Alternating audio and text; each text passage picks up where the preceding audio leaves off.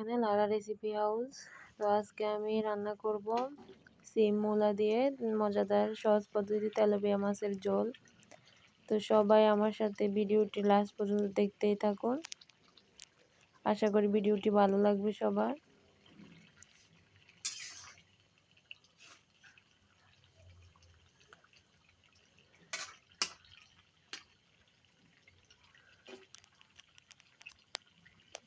এই তো এইখানে আমি প্রথমে একটা কড়াই বসিয়ে দিলাম। কড়াইতে পরিমাণ মতো তেল,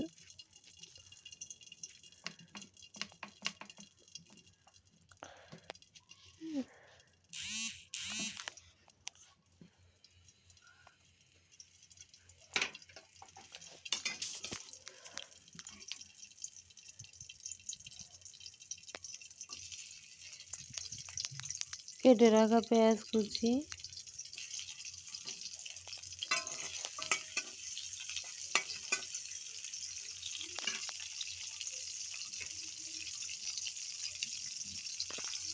এই তো এবার রসুন বাটা দিয়ে দিলাম।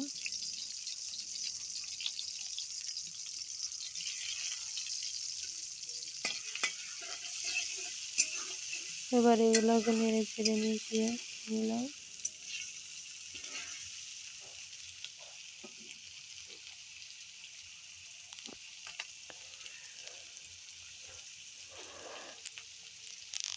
স্বাদ মতো লবণ অ্যাড করলাম।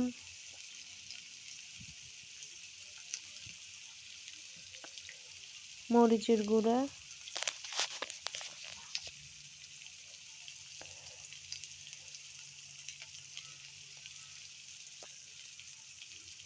হলুদের গুঁড়া, সব কিছু ভালোভাবে নেড়ে চেড়ে মিশিয়ে নিলাম।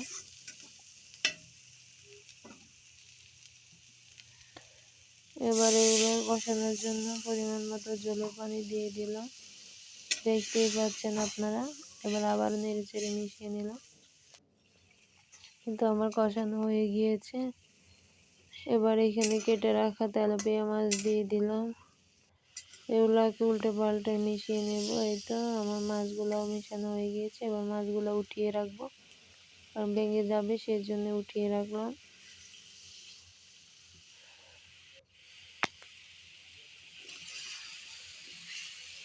এই তো এবার কেটে রাখা সবজি, সিম মূলা এগুলো দিয়ে দিলাম। এবার এগুলোকে উল্টে পাল্টে নিব কিছুক্ষণ।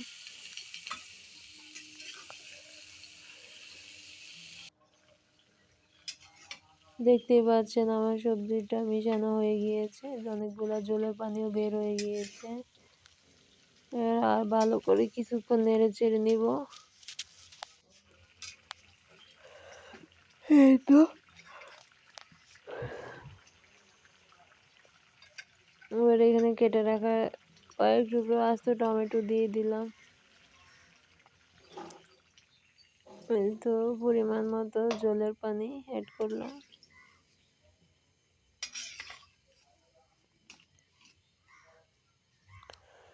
আর নেড়ে চেড়ে নিব।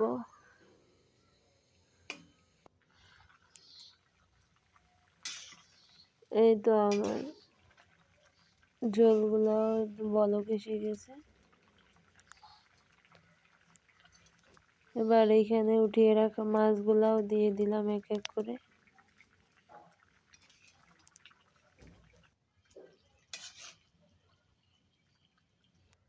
এই তো আমার তরকারি হয়ে গিয়েছে। এবার সবাই রান্না করে দেখবেন। আল্লাহ হাফেজ।